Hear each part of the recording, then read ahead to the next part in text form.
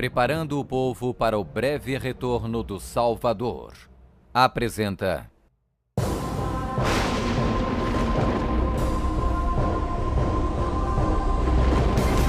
Quem é a besta citada no livro do Apocalipse?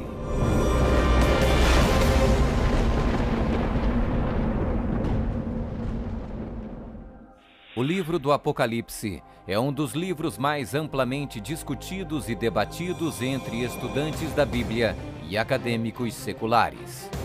Em suas páginas estão registradas as advertências mais aterradoras e profecias explícitas que se possa imaginar.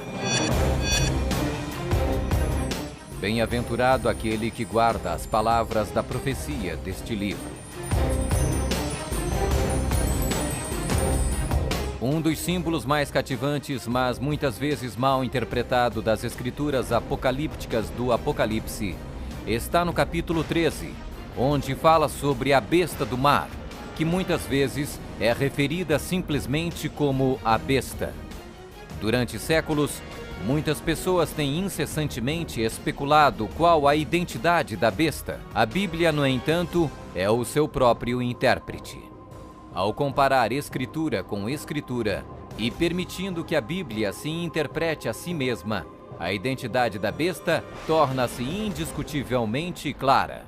Observação: nas profecias bíblicas, a besta simplesmente representa um reino.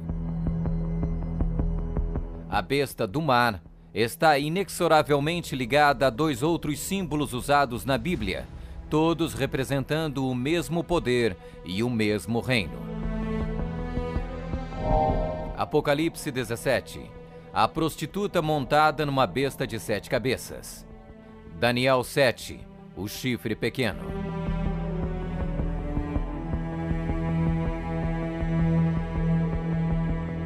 Quando comparamos Escritura com Escritura, a identidade deste poder anticristo torna inevitavelmente óbvio. 15. Características que identificam o poder da besta.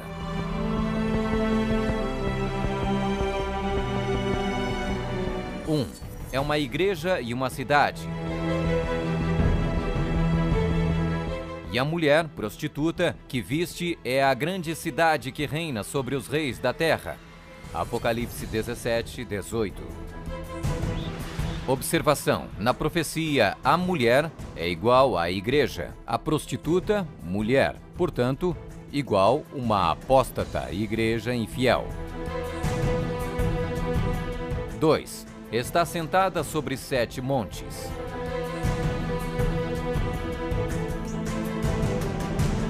Aqui está a mente que tem sabedoria. As 7 cabeças são 7 montes, sobre os quais se senta a mulher. Apocalipse 17, 9.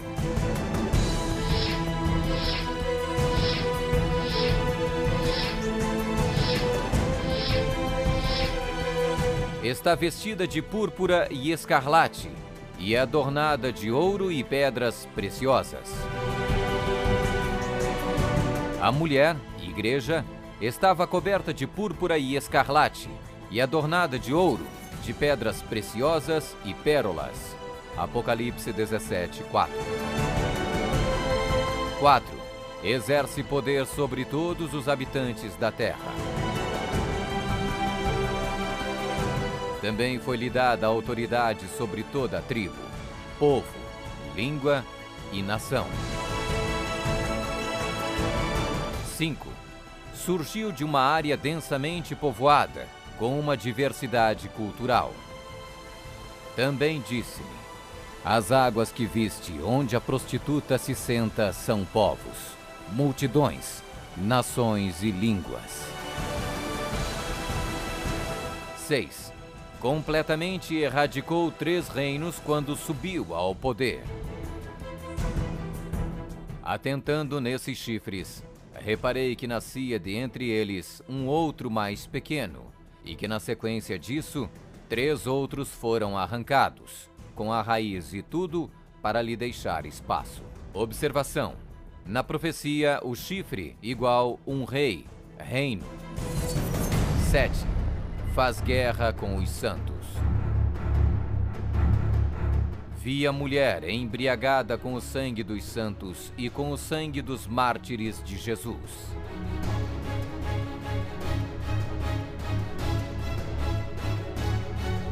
Oito. Tem um único homem que age e fala por todos. Eis que neste chifre havia olhos, como os de homem, e uma boca que falava com grande insolência. 9. O soberano deste reino se levanta contra tudo que se chama Deus. Ninguém de nenhum modo vos engane. O homem da iniquidade é revelado, o filho da perdição, o qual se opõe e se levanta contra tudo que se chama Deus, o objeto de culto, a ponto de assentar-se no santuário de Deus, ostentando-se como se fosse o próprio Deus. 10. O soberano deste reino identifica-se com o número 666. Aqui está a sabedoria. Aquele que tenha entendimento, calcule o número da besta, pois é número de homem. Ora, esse número é 666.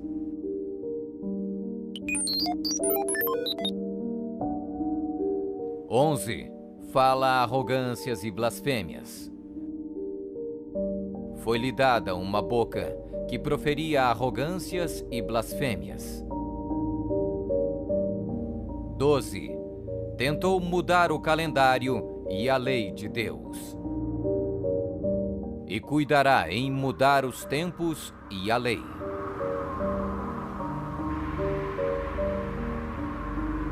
13. Governou por 1260 anos. E foi-lhe dada a autoridade para agir 42 meses.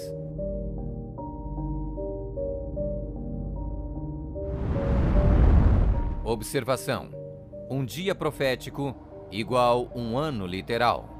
Ano lunar, 354 dias. Ano solar, 365 dias. Ano bíblico lunisolar, uma média de 360 dias. 42 meses, igual 3,5 anos, igual 1260 dias. 1260 dias proféticos, igual 1260 anos. 14. Sua autoridade foi destituída por um poder civil e foi tomada em cativeiro. Se alguém leva para cativeiro vai. Se alguém matar à espada, necessário é que seja morto à espada. Observação: a espada aqui indica o poder civil. 15. Foi mortalmente ferida, mas acabará por se recuperar. Então vi uma dessas cabeças como golpeada de morte, mas essa ferida mortal foi curada, e toda a terra se maravilhou, seguindo a besta.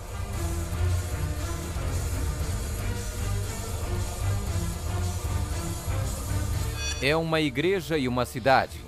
Está sentada sobre 7 montes. Está vestida de púrpura e escarlate, e adornada de ouro e pedras preciosas. Exerce poder sobre todos os habitantes da terra.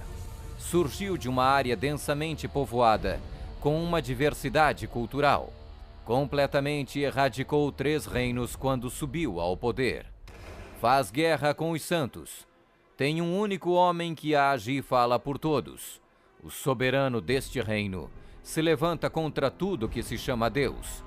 O soberano deste reino identifica-se com o número 666. Fala arrogâncias e blasfêmias. Tentou mudar o calendário e a lei de Deus. Governou por 1260 anos. Sua autoridade foi destituída por um poder civil e foi tomada em cativeiro. Foi mortalmente ferida, mas acabará por se recuperar. Somente um poder na história corresponde com todos estes detalhes da descrição profética. A Igreja Católica Romana. Vamos conferir. A Igreja Católica Romana. 1. É uma igreja e uma cidade. A Igreja Católica Romana e a Cidade e Estado do Vaticano são sinônimos. O Tratado de Latrão, Papa Pio XI, Mussolini, 1929, declarou o Vaticano um Estado independente e reconheceu a soberania do Papa dentro da cidade. Os pactos consistiam de um tratado político que criou a Cidade-Estado do Vaticano e deu reconhecimento total da soberania à Santa Sé. 2. Está sentada sobre 7 montes. Roma. A cidade das 7 colinas.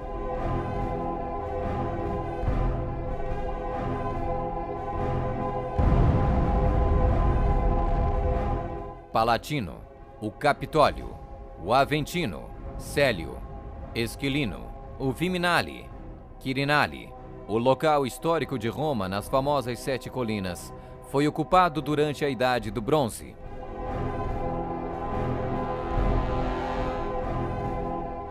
Três. Está vestida de púrpura e escarlate e adornada de ouro e pedras preciosas. A cor para os bispos e outros prelados é púrpura, para os cardeais é escarlate. A cruz peitoral deve ser feita de ouro e decorada com pedras preciosas. Observação: havia 4 cores determinadas por Deus para serem usadas pelos sumos sacerdotes: ouro, azul, púrpura e carmesim. Disse o Senhor a Moisés: fala aos filhos de Israel e diz-lhes que nos cantos das suas vestes façam borlas pelas suas gerações, e as borlas em cada canto presas por um cordão azul. E as borlas vos serão, para vendo-as, vos lembreis de todos os mandamentos do Senhor, e os cumprais. E não seguirei os desejos do vosso coração, nem os dos vossos olhos, após os quais andais adulterando, para que vos lembreis de todos os meus mandamentos e os cumprais, e santos sereis a vosso Deus. 4. Exerce autoridade sobre todos os habitantes da terra. Nós definimos que a Santa Sé Apostólica e o Pontífice Romano têm a supremacia sobre todo o mundo, sobre o qual não existe autoridade superior. O Papa Gregório se declara como direto herdeiro da comissão ilimitada sobre todas as almas. 5. Surgiu de uma área densamente povoada com uma diversidade cultural.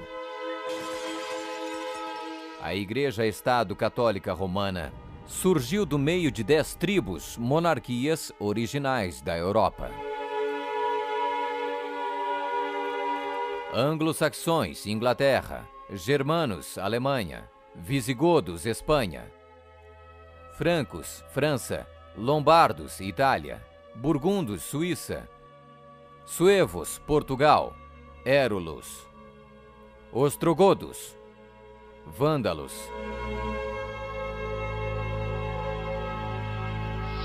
seis.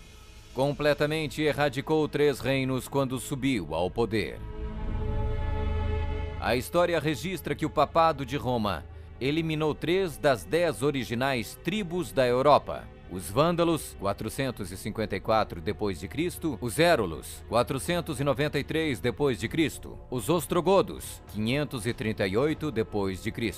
O imperador católico Zeno preparou um tratado com os ostrogodos em 487, o qual resultou na erradicação do reino ariano dos érulos em 493. E o imperador católico Justiniano exterminou os vândalos arianos em 534 e, significativamente, quebrou o poder dos arianos ostrogodos em 538. Assim foram os 3 chifres de Daniel, os Érulos, os Vândalos e os ostrogodos, arrancados pela raiz. Hoje não existe uma única linhagem que pode ser rastreada até um destes 3 reinos. Eles foram literalmente erradicados, arrancados pela raiz. 7. Faz guerra com os santos.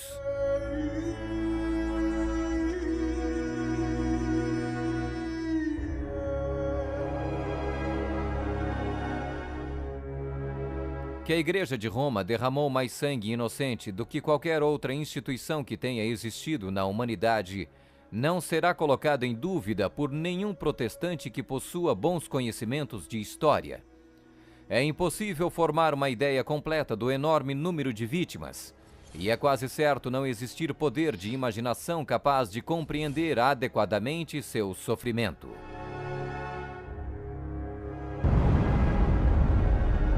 8. Tem um único homem que age e fala por todos. O Papa é o único porta-voz de toda a Igreja Romana. 9.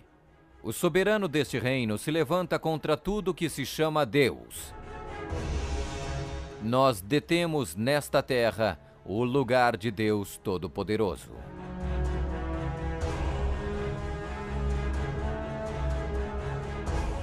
10. O soberano deste reino identifica-se com o número 666. A tríplice coroa do Papa tem a inscrição Vicarius Filii Dei, que em latim significa o vigário do Filho de Deus. O valor numérico do título blasfêmico é 666.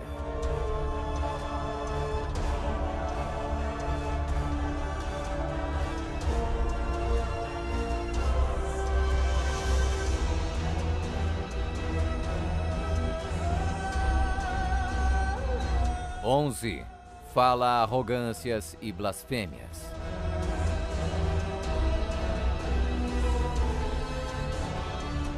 A Sagrada Escritura define blasfêmia como 1. Afirmam ser Deus na terra. O Papa não é apenas o representante de Jesus Cristo, mas ele é Jesus Cristo, ele mesmo oculto sob o véu da carne. 2. Afirma o poder de perdoar pecados. Esta autoridade judicial irá até mesmo incluir o poder de perdoar pecados. 3. Perseguir o povo do Altíssimo em nome do Altíssimo. Devemos classificar a Inquisição como uma das manchas mais negras dos registros da humanidade. Alguns historiadores estimam que mais de 100 milhões de pessoas foram mortas pela Igreja Romana durante a Inquisição. Sob um véu de cristianismo, a besta perseguiu e matou os verdadeiros seguidores de Deus e outros que não conformaram com suas regras. 12. Tentou mudar o calendário e a lei de Deus. O Papa é de tão grande autoridade e poder que pode modificar, explicar ou interpretar mesmo as leis divinas. O domingo é uma instituição católica e sua pretensão de observância pode ser defendida somente em princípios católicos. Do início ao fim das Escrituras, não há uma única passagem que justifique a transferência do culto público semanal do último dia da semana para o primeiro.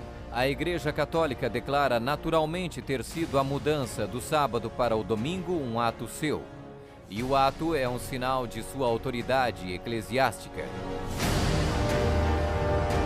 Observação: esta mudança não foi simplesmente uma troca de dias de culto, foi uma mudança de calendários. No século IV, Roma adotou um falso calendário pagão e proibiu o calendário lunisolar bíblico. O papado também removeu o segundo mandamento, que proíbe a adoração de ídolos. A fim de manter 10 mandamentos, eles dividiram o 10º mandamento em 2 partes. 13. Governou por 1260 anos. 538 d.C.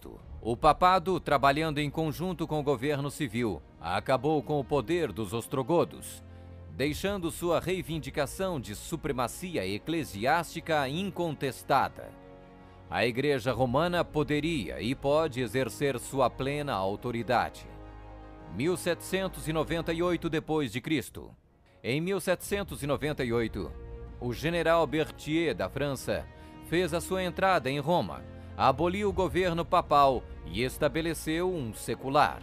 O papado governou durante exatamente 1260 anos, a partir de 538 até 1798. 14. Sua autoridade foi destituída por um poder civil e foi tomada em cativeiro. A suprema humilhação da Igreja veio quando Pio VI foi expulso de Roma pelos exércitos franceses em 1798 e no ano seguinte foi levado cativo por eles e arrastado de volta para a França, onde morreu. 15. Foi mortalmente ferida, mas acabará por se recuperar. O papado foi mortalmente ferido. O general Berthier aboliu o governo papal. A ferida começa a sarar e o papado revive. 1929. Roma foi concedida o soberano estatuto extraterritorial em 1929 pelo Tratado de Latrão e Concordata. Eis que venho sem demora. Bem-aventurado aquele que guarda as palavras da profecia deste livro.